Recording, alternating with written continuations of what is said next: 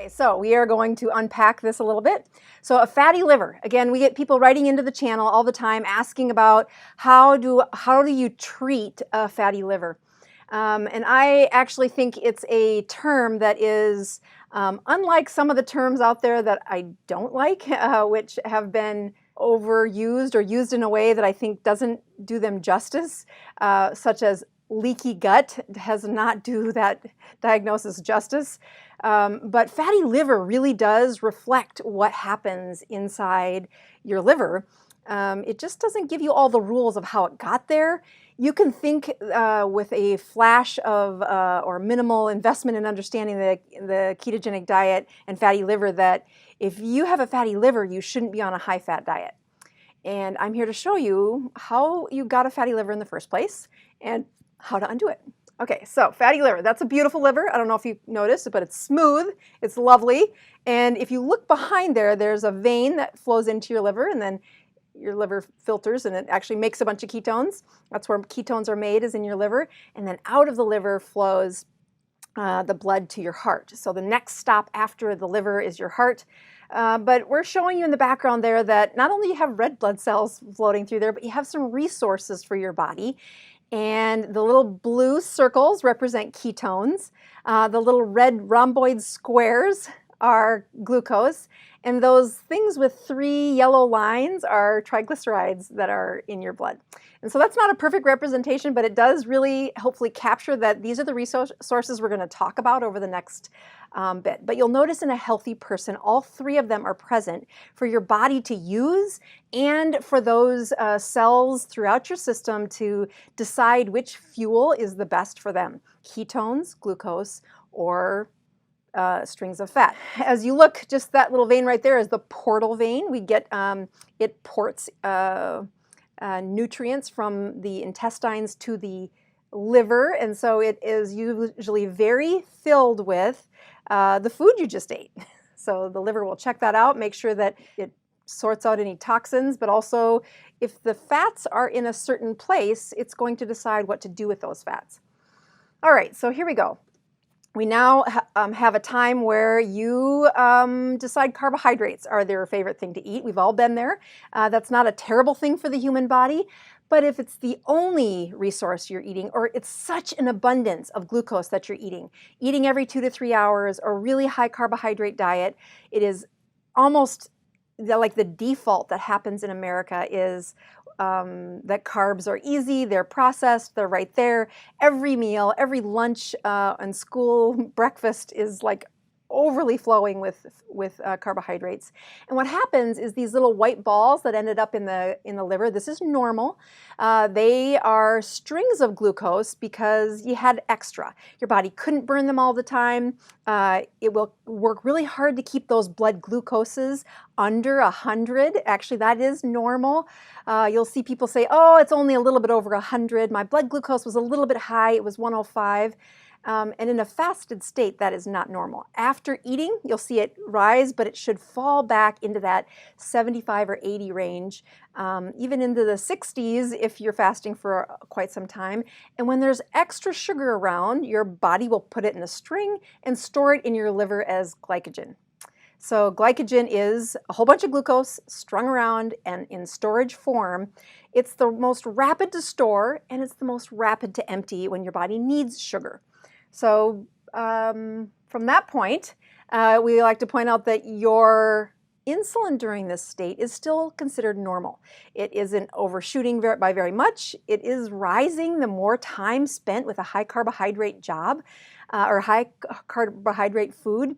And its job is still to say, we'll check to see if there's too much glucose and we'll fill up that liver with these glycogen storages as soon as it's above our threshold, which is really, insulin's going to start being a production or a full-time job, a full presence, if you would, when that glucose is above 80, for sure when it gets into the 90s, and it's in full-fledged flames, if you would, when that glucose gets above 100.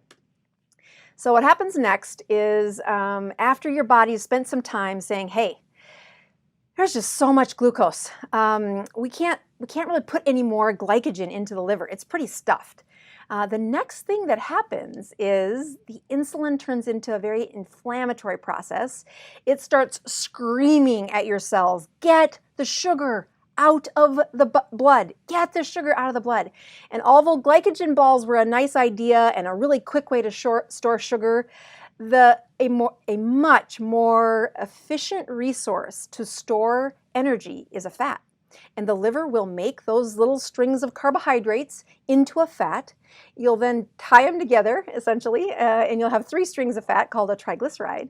And you can notice in that background of that blood that the triglycerides are, again, 3 strings floating along. They are resources trying to be dropped off to different cells because cells do like this energy. It's a very good energy, but the liver becomes a nice place for you to store that excess glucose. And it stores it in a very efficient molecule, meaning a high-calorie molecule called a triglyceride or a fat. And so as you look at what our liver looks like now, I don't know if you can, I want you to appreciate the artist that helped me say, this is what a fatty liver looks like. And I can remember the first fatty liver I ever saw on autopsy. It was in medical school, and like most gross anatomy labs, there's going to be a cirrhotic liver, a fatty liver. Cirrhosis is actually what comes after a fatty liver. It's with years of the liver being filled with triglycerides and high amounts of glucose, glycogen balls, glycogen storage. So that fat and sugar become more and more inflamed. Those cells then cannot process the job of making the fuels, cleaning the blood, and it becomes hardened. That is cirrhosis, commonly associated with alcohol, but very much today, I would say most of the patients that in my internal medicine practice that end up with a cirrhosis of the liver, it came from years of elevated blood sugars, being type 2 diabetic, insulin injecting type 2 diabetics, and they didn't reverse, they didn't empty the storage tank, they continued to fill it, and their little friend insulin became their enemy because that insulin turned that storage tank from this beautiful resource that can quickly turn into energy, glucose or fats, but can no longer do that once the body has tapped out the liver in a way that there is just no more room in the inn. Now, I will tell you that at this point, when the liver is fatty, you can see those little glycogen balls. They still have the ability to unwind back into glucose. But all that glucose that has been turned into fat, the only way out of the body is through a ketone, meaning the only way that fuel gets burned or used, or if you get too high of ketones flushed through your kidney, the only exit, once that high level of glucose turns into strings of fat, you got to make ketones. So when people say, how do you lose weight? Well, especially if you're trying to clean up problems like a fatty liver, we need you to make ketones. We need you to be in a state of ketosis to constantly pull on the undo button for a fatty liver. So how do you reverse it? That's the whole point here, right? So reversing this is possible. Your liver is wonderful in how it turns over, and we'll make you some fresh liver cells tomorrow and the next day. And if you get it in a great state of chemistry, it's going to not let you down. First of all, I tell patients, drop your carbs, total carbohydrates to less than 20. I tell them to eat a high-fat diet. I steer them away from seed oils. And what I'm trying to do is lower their insulin. I've written a book. Actually, we're getting so close to having my pre-readers read it, which talks about the keto continuum. This is the process that I use in my internal medicine clinic that gets patients from not knowing a thing about a ketone to being very proficient. The keto continuum, I'll just give you a brief outline of saying eating at the beginning of that slide where the glycogen balls were filling up and then the triglycerides were coming in. That would be keto continuum number 1, where the patient usually eats every 2 to 4 hours. When they do drop their carbs to 20 or less, they go to eating about every 6 to 8 hours. If you can see way over on the side of this, you'll see it takes about 4 to 6 weeks to get through keto continuum number 4. And then we have some harder choices to make. You'll also notice that it is a time where I think checking urine ketones is absolutely all you need to do. I just need to know that your body's in ketosis. And to reverse a fatty liver, we can speed it up or slow it down, but the basics are in that 1 through 5 of the keto continuum. And we could spend a whole hour just walking through the keto continuum. I don't want to do that. I have an online course that you can go to bosmd.com/shop and click on Consistently Keto. And you don't have to spend the time clicking around YouTube saying that I can't seem to follow the linear process of how do I get into a state of ketosis and really help reverse some of these long-term metabolic inflammatory problems.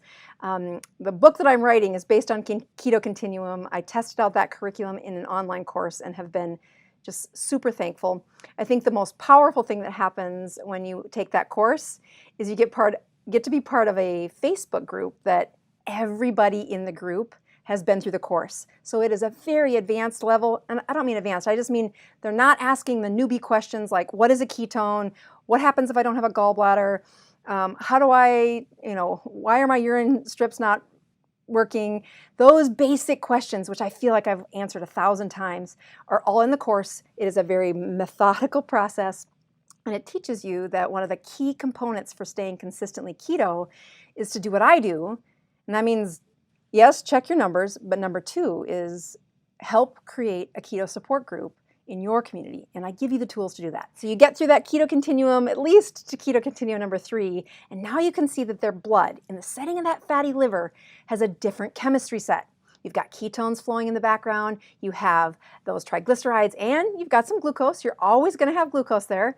But what happens next is things start to empty. And you're going to keep that insulin is going to protect you. It's going to stay high for quite some time. It doesn't lower by itself. It does take energy to lower. It'll lower in the first week. You'll have less insulin in the first week, which is what allows the liver to make those first layer of ketones.